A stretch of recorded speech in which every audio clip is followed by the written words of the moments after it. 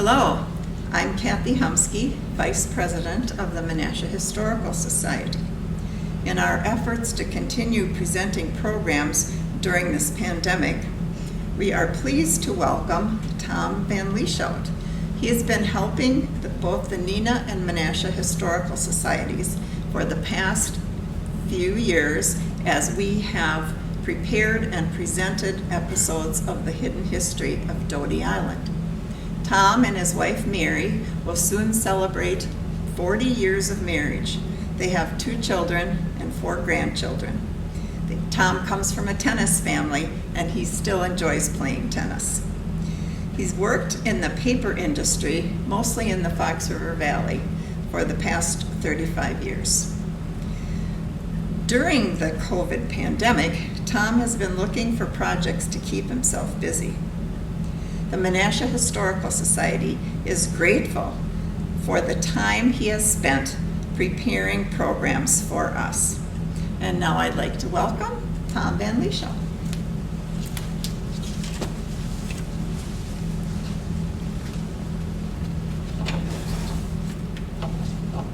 Thank you, Kathy. And I'd also like to welcome you to this video presentation and thank the Menasha Historical Society for putting it this evening together. It's a pleasure to present this program, the National 1,000 Yard Club Foundation, based in Menasha. Tonight, the main focus will be the history behind its development and the 15 annual events held in Wisconsin. I'll present it in 3 sections: how things got started, the 1960s highlights, and the 1970s highlights. Before I begin with the details, let me introduce myself and explain how I fit into the Menasha and the 1,000 Yard Club story. I'm Tom VanLieshout, as Kathy said. Lived on Doty Island and Menasha my first 25 years, graduating at Menasha High School. I grew up to see some of the professional football players and celebrities that came to our city.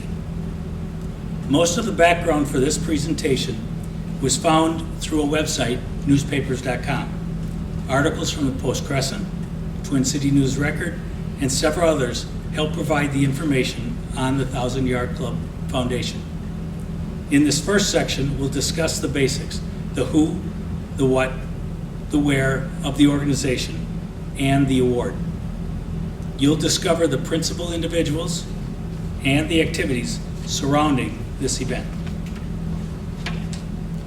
The 1,000 Yard Club Award was a major milestone in a professional football running back's career.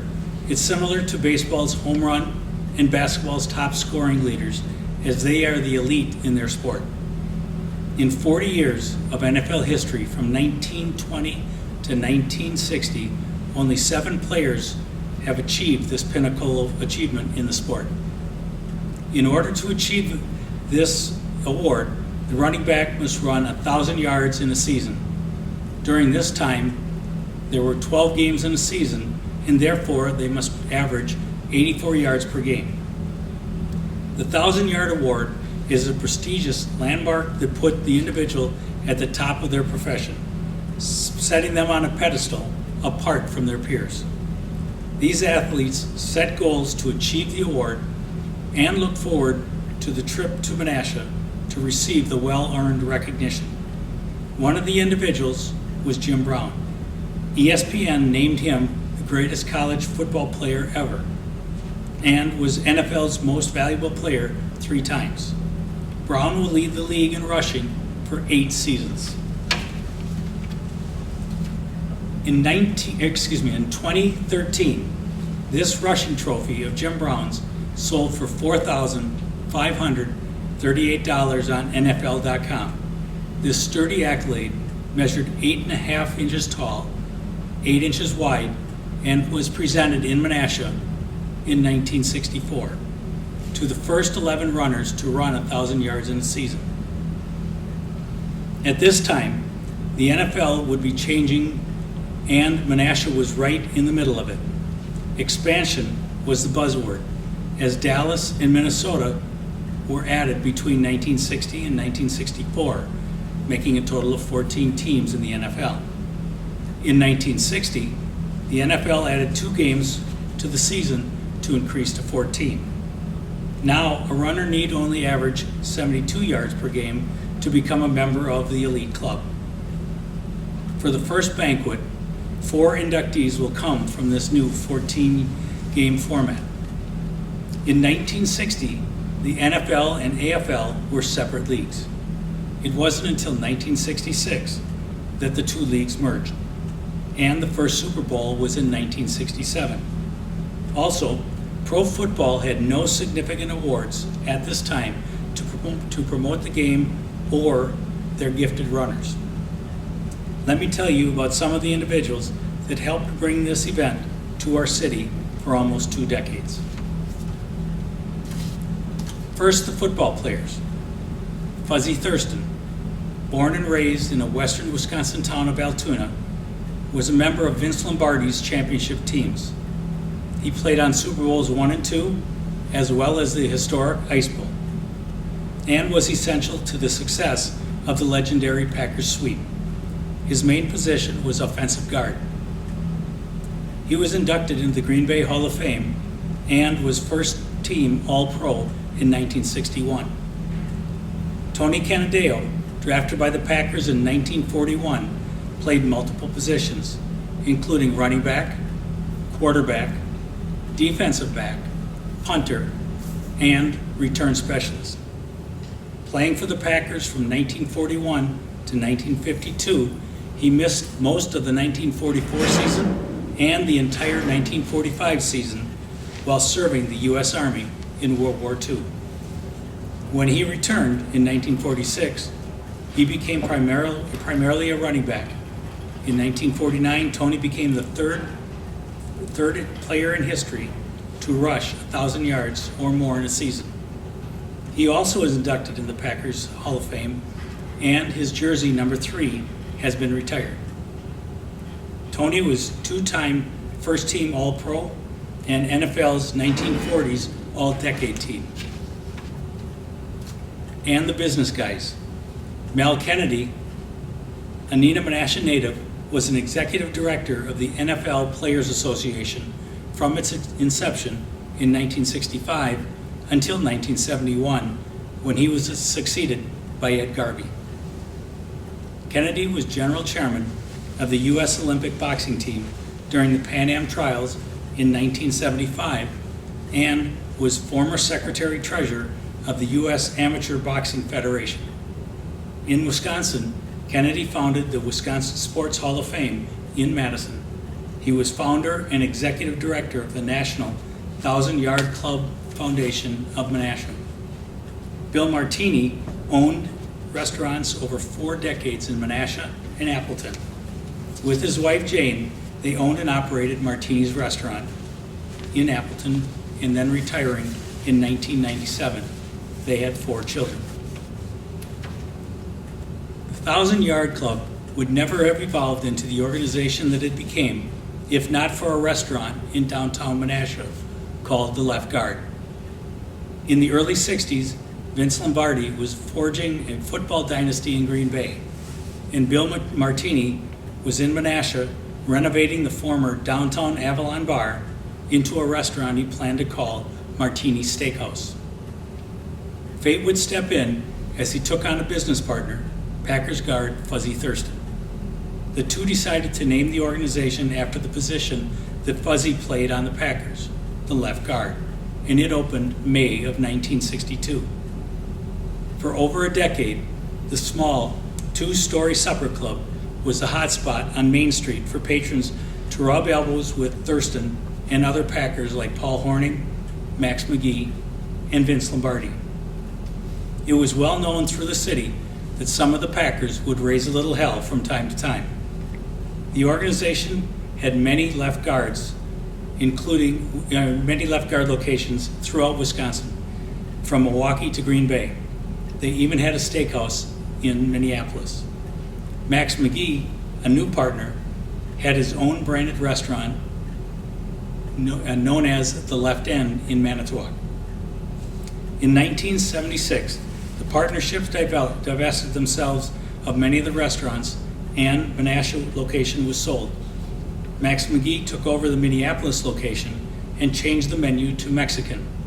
It would become the first restaurant in the Chi-Chi's restaurant chain. The idea of the 1,000-Yard Club was first suggested by former Green Bay Packers running back Tony Canadeo in 1963, bouncing the idea off of Bill Martini and Fuzzy Thurston. He felt it would be a nice way to recognize these premier athletes and support local youth programs.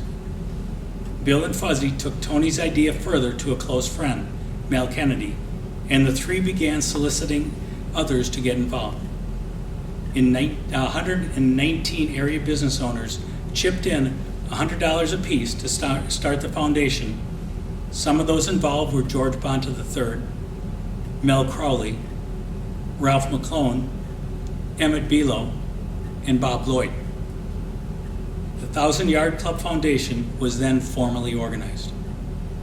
The intent of the 1,000-Yard Club was to hold an annual banquet event featuring the top NFL running backs who gained 1,000 yards in a season.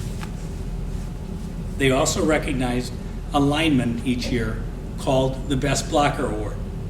This would provide the revenue to support their mission. The mission of the Menasha Foundation was to solicit funds for deserving nonprofit youth organizations in Wisconsin and the UP. The motto, Yards for Youth, was established. For the trivia buffs, a year later in 1965, with a similar focus, the Appleton Foxes established the Red Smith Award. On Tuesday evening, June 9th, 1964, the Menasha Elks Club, Water Street, downtown Menasha, hosted the first annual 1,000-Yard Club banquet. This event brought 11 gridiron legends to our city to be enshrined in the 1,000-Yard Club. These 11 were the only men in the history of organized NFL professional football to rush 1,000 yards in a single season.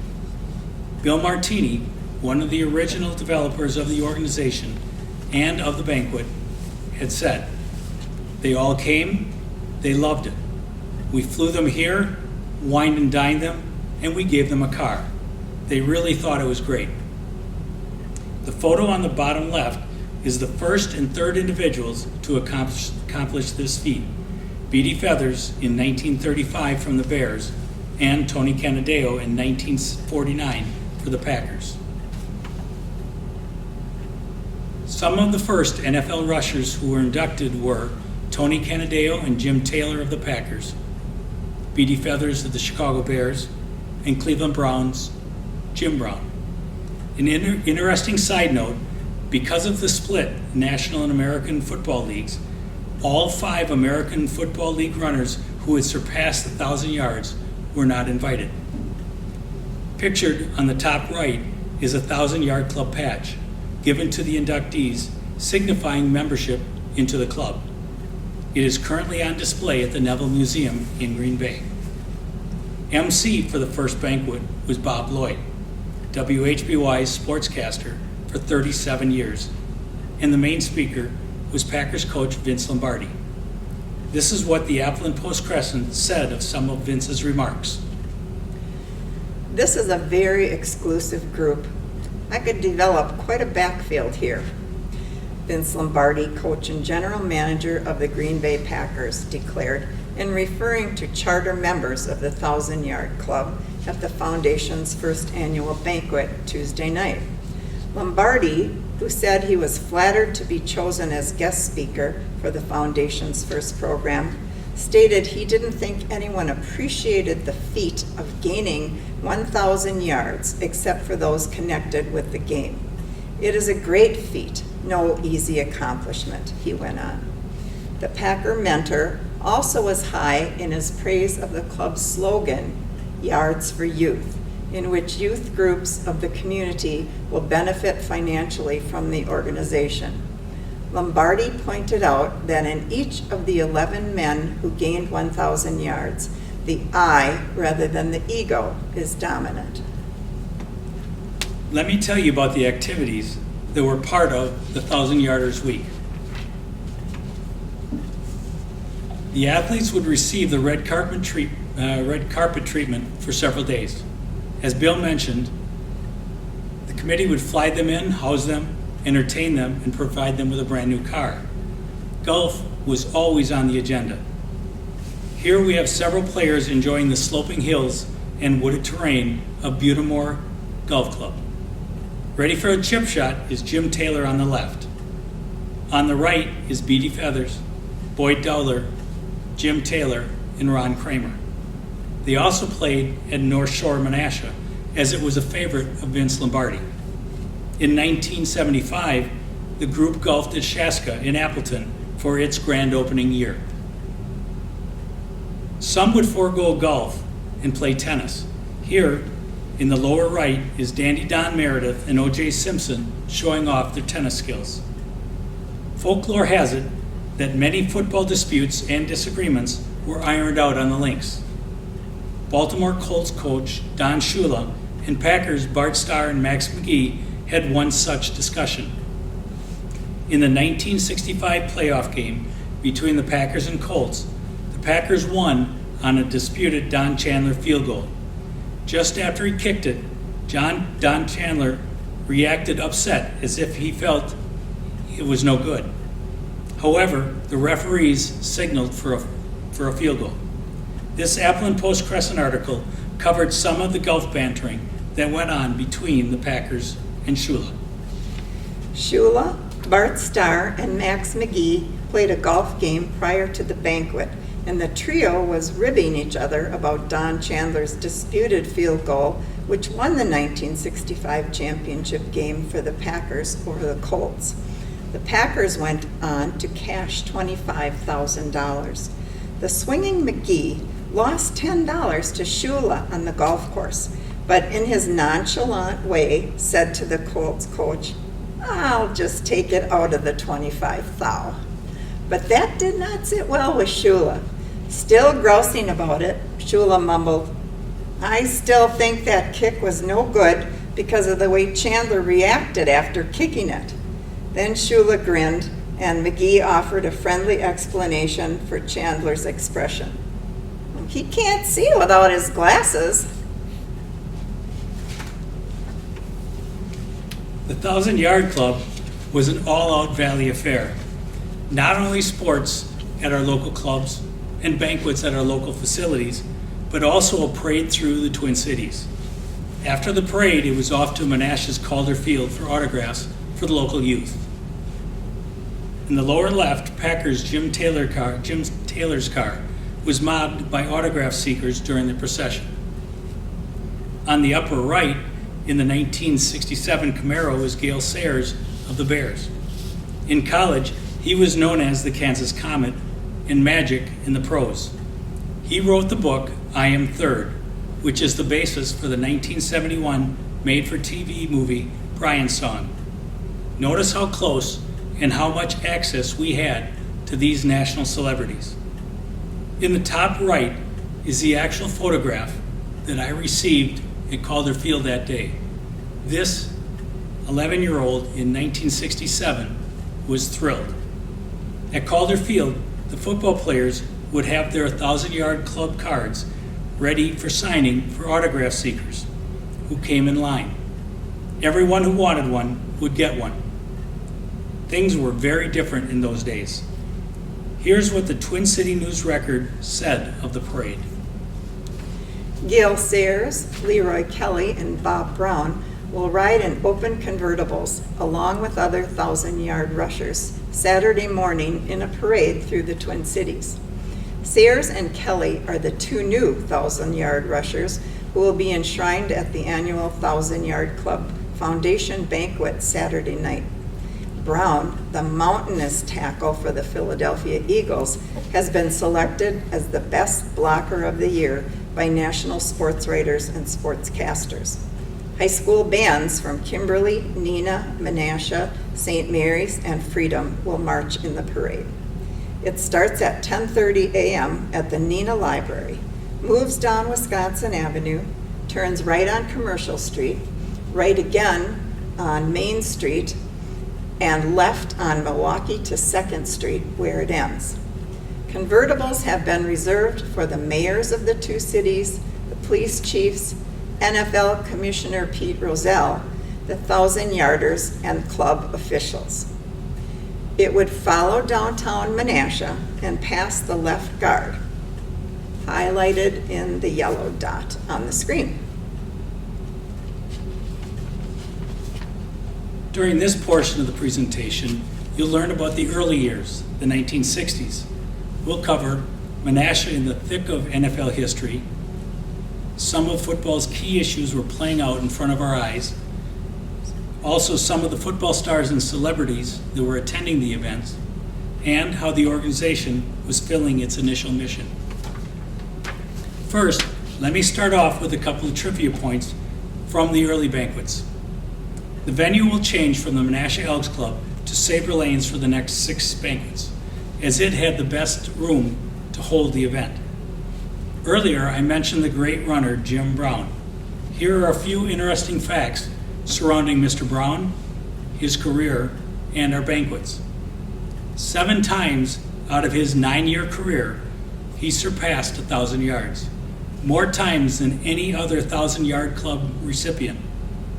2 of those times were in the 12-game season. In 1958, his first season running 1,000 yards, he ran for 1,527 yards. Jim Brown did not attend the first banquet because he was in California filming the movie Rio Conchos. Paul Hornung accepted the award in his honor. However, Brown was able to attend the second banquet in 1965. The next year, 1966, he will announce his retirement from football while on the set filming The Dirty Dozen. As mentioned earlier, Menasha was right in the middle of NFL's historic moments. These are many Appleton Post-Crescent headlines from speeches or interviews at the banquet. On June 8, 1966, the rival National and American Football Leagues announced that they would merge. Commissioner Pete Rozelle was scheduled to be the main speaker the next night on June 9th. He had to cancel because of the negotiations. Vince Lombardi filled in for him for main speaker. Speaking of Commissioner Rozelle, he had an interesting relationship with the Packers. In 1963, he suspended Paul Hornung for a season for gambling. Now, in 1967, he was involved in the Jim Taylor affair. Jim was holding out on the Packers after his option expired May 1st. It was rumored that he had signed a $500,000 contract with the New Orleans Saints. He made no secret that it was likely his last season with the Packers. Jim Taylor ended up playing for the Saints in 1967. Also, Paul Hornung had to deal with rumors that he was jumping teams to go to the AFL. However, a pinched nerve in his neck slowed him down in the '66 season, and he retired after that. Los Angeles Rams coach George Allen provided his thoughts on the league playoff rules. He strongly felt that it favored the weak teams. Main speaker Weeb Ewbank, Jets Super Bowl coach, provided his thoughts on the league merger and the current rookies' pay structure. He also had to field questions on their flamboyant quarterback, Joe Namath. Throughout the decade, several state and nationally known personalities attended these banquets. Here are some of the photos. Number 1, Vince Lombardi with Nina's Sam Pickard and Wisconsin Governor Knowles. Number 2, NFL Commissioner Pete Rozelle with Menasha's Mel Kennedy. 3 was Forrest Gregg and John David Crow. Number 4 was Jerry Kramer and Jim Parker at Sabre Lanes. Number 5, B.D. Feathers and Packers' Don Anderson. And photos 6 and 7 are the Packers and wives on a pre-banquet get-together. Paul Hornung, Forrest Gregg, Henry Jordan, and Bill Martini were in attendance. Earlier, we discussed the thoughts of Tony Canadeo in developing this organization. With the motto, Yards for Youth, they focused on raising money to donate to nonprofit youth organizations. In the first 7 years, they were able to raise and donate $30,000 back to the community, primarily to youth organizations in Neenah, Menasha, and Appleton. At the first banquet, 1964, each of the following were awarded $500. Boys Sports Menasha and Neenah Baseball, Appleton Babe Ruth and Appleton Legion, and the Neenah Menasha Legion Baseball Program.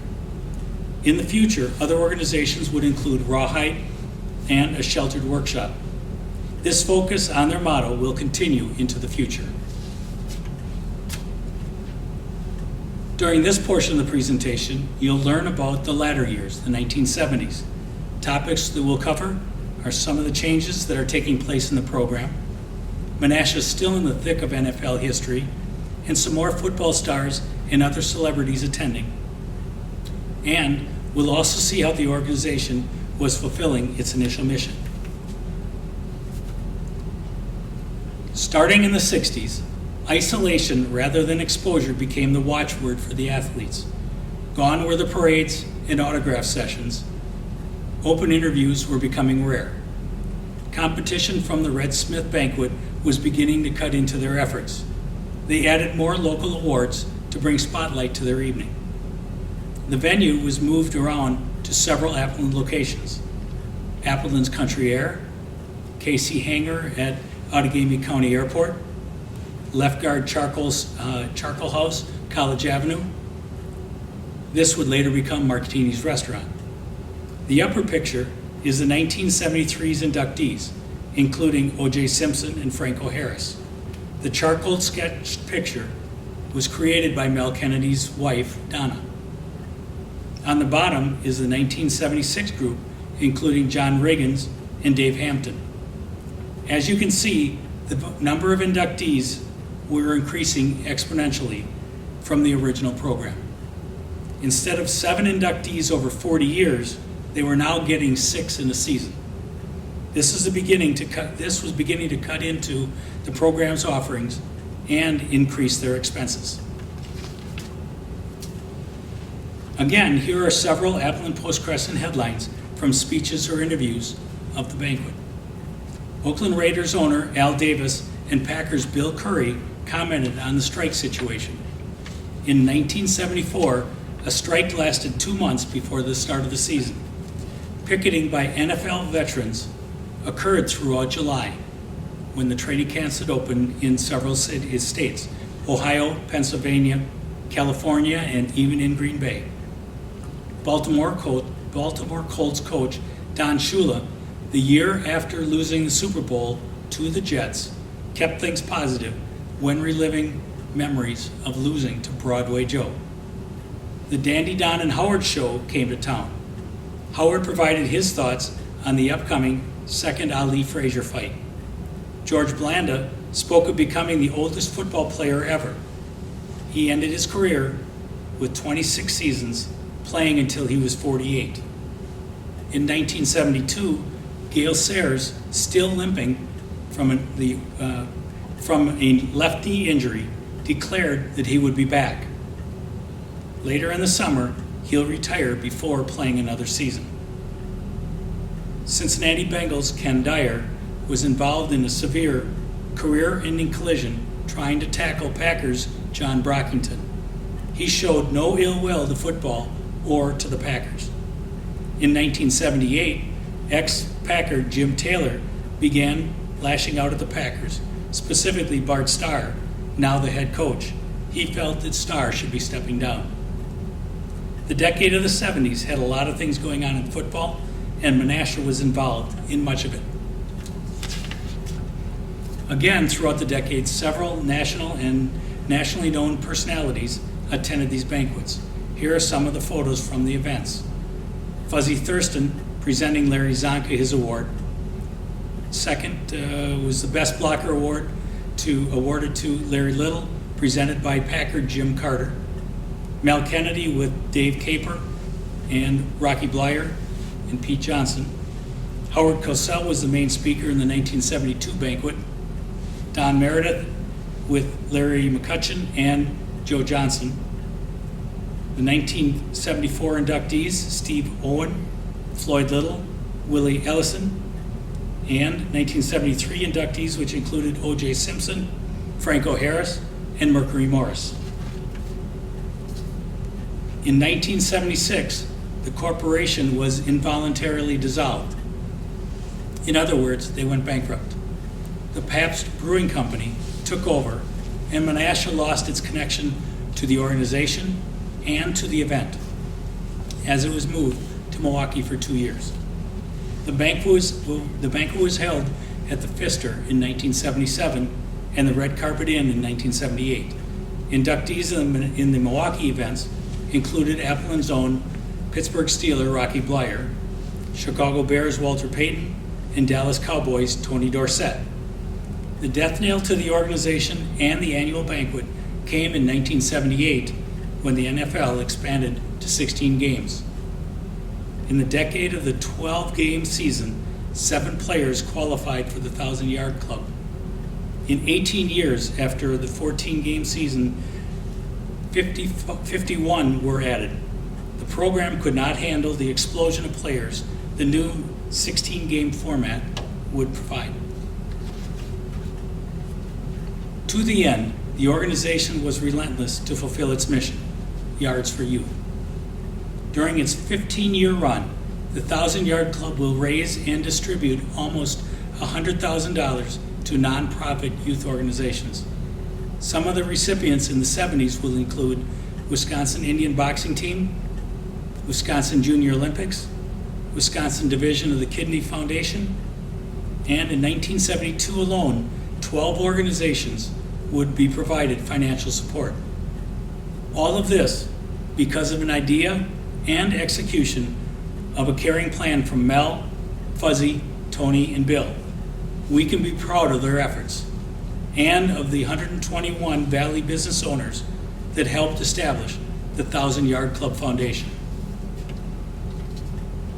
Oh, and don't let me forget the left guard. Remember, downtown Menasha was a place to go and see some of the well-known athletes. Both Fuzzy and Max lived in Neenah, and Paul Horning would crash at their homes. After practice, they could be seen having a drink or two at the left guard. This newspaper advertisement, shown here, was promoting their 1,000-Yard Club room. This upstairs room housed photos of all inductees and many artifacts from the events. Customers were encouraged to check out the pieces. In 1976, the left guard was sold and renamed Richard's Restaurant.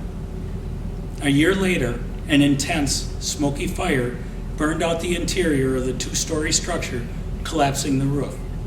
The building was destroyed beyond repair. Sadly, all the artifacts in the 1,000-Yard Club room were lost. In downtown Menasha today, the location of the restaurant is near the mural on Main Street. The annual program may be gone, but it lives on in spirit. The impact of Tony Canadeo's idea way back in 1963 has impacted the world we live in today. Please take note of some of the ways the NFL currently tracks, promotes, and awards its best running backs. Individual recognition.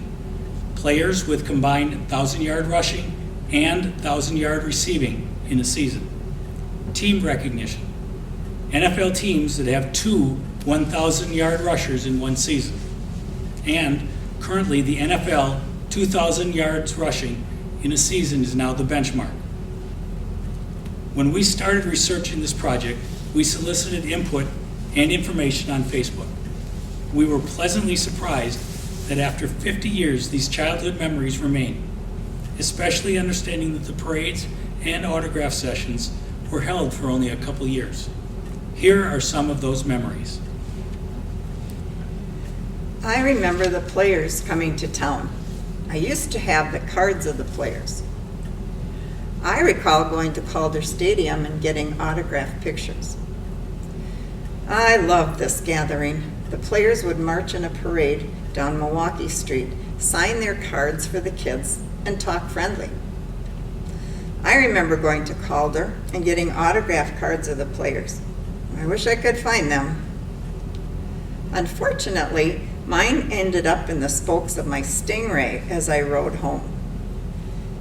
lived across the street from Calder and went to every one.